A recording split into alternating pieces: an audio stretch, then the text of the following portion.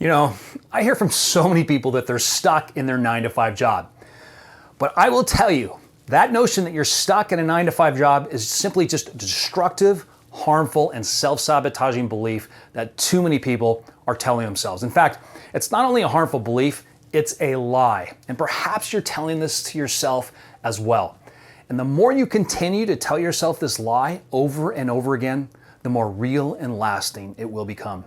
So I'm going to share with you my 8 rules for financial freedom. Follow these rules and your life will radically change. But continue on your same path and you'll likely be stuck in a 9-to-5 for the rest of your life. So stay with me here. This is a really important episode, especially in today's crazy environment.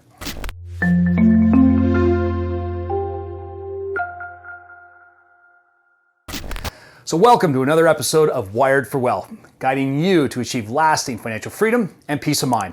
I'm your host, John MacGregor, your antidote to your financial struggles. And if you haven't already done so, you know what to do. Ring that bell below and hit subscribe. And feel free to leave a comment. I would love to hear what you're thinking. All right, so let's dig in. The other day, I want to start with a story, kind of set the context of everything here. The other day I was sitting in the sauna after my workout, as I usually do, and I heard a person who looked to be in their early 30s say to a friend how sick and tired they are of working for a paycheck, and they feel stuck in this 9-to-5 job. And of course, I had to chime in and ask more questions, right? Because I'm hearing more and more people say this and really believe it, sadly. So I shared with them this story of mine. It was over 20 years ago. I was a national sales director for a major financial firm in San Diego. It wasn't a 9-to-5, it was more like a 7-to-6, but the hours didn't bother me at all. That was fine. My boss, on the other hand, was pure evil. I mean, there's no question about it. He's a really bad and immoral person, both personally and professionally. And that wasn't just my opinion. That was a fact. I mean, he wrecked a lot of people's lives. 10 days into my new job, a new coworker asked me, he said, "Hey, John, how do you like working for the devil?" That's right. The devil, he said. That turned out to be my boss's nickname that other employees gave him. And it was the perfect nickname, by the way. He was a horrible, horrible person. So I know how liberating that is when you no longer have to work for horrible people, waking up and dreading your day and working just for a paycheck. It absolutely sucks. As I often tell people, if things went south for me and I had no choice but going back to the corporate world, back to working for people like that, I'm pretty serious. I would just buy I already own a lawnmower. I'd just start a landscaping business, no matter how much money the corporation offered me. I'll tell you, there is no better feeling than living life on your own terms, not having to work for somebody else. And you know, it's sad that so many people think they're stuck in a 9-to-5 job working for a paycheck. In my opinion, unless you're happy doing it, and many are, and that's fantastic. But in my opinion, there's just other ways to go about it. And that, in my opinion, that's just not how I would recommend going through life. And I will tell you, there's so many ways to do that. And for most people working for a paycheck, and I say this for most people, you will never achieve the financial life you desire or you certainly deserve. And for those of you who watch my videos, I talk a lot about the 3-legged stool of retirement. That first leg is a company pension. That second leg is a company retirement plan, like a 401k, a 403b, or a 457. And the third leg is a government-funded retirement plan. In the US, ours is called Social Security. But given everything that's going on today, and now the compounding effect of more and more government policies that are actually hurting this economy, hurting you and your family, hurting the stock market, the bond market, the housing market, and so many other things we rely on for our future survival, that 3-legged stool is no longer solid. In fact, I say that 3-legged stool, it's more like a circus high wire act with no safety net.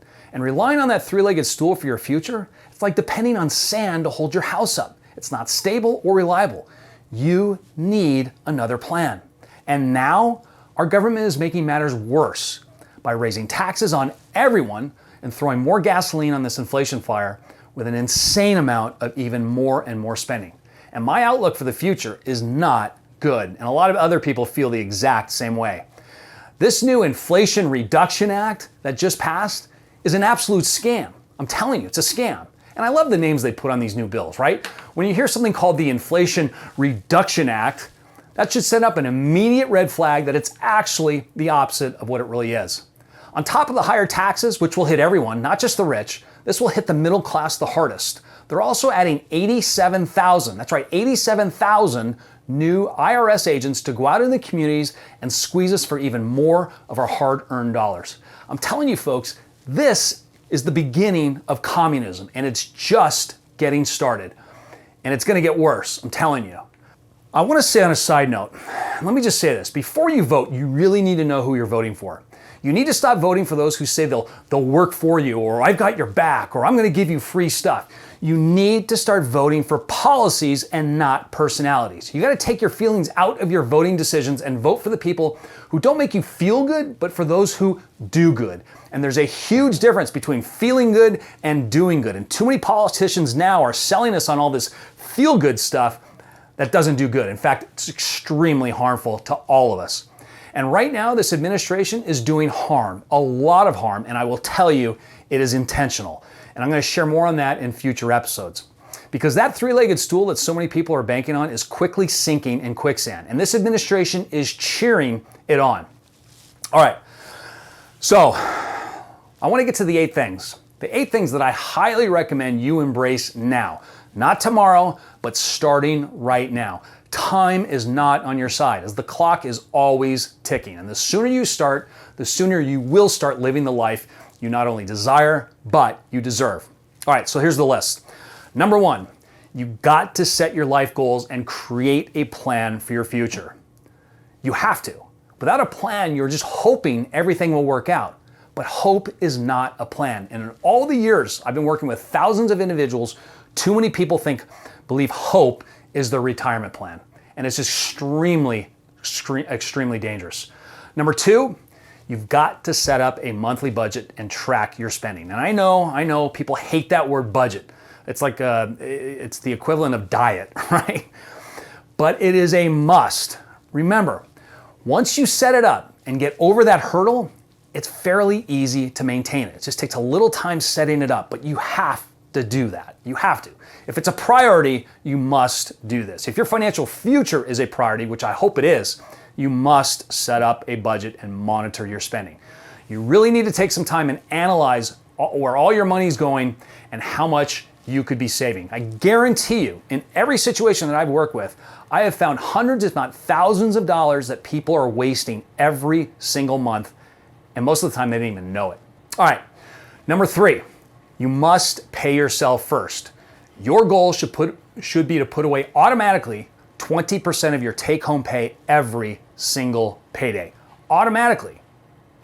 It must happen automatically from your paycheck. 20% goes into a long-term investment account, and then invest that for your future. And keep this in mind. If you put away $1,000 per month for 35 years and you earned an average rate of 8%, you're now looking at over $2.2 million. And I'm using 8% in this example versus what the overall market has done, which is about 10%. So think about what $2.2 million could do for you and your family in the future. Number 4, pay off your credit cards in full every single month. Or if you're currently saddled in debt, you've got to start aggressively paying down those credit cards. And check out my recent episode on how to do just that.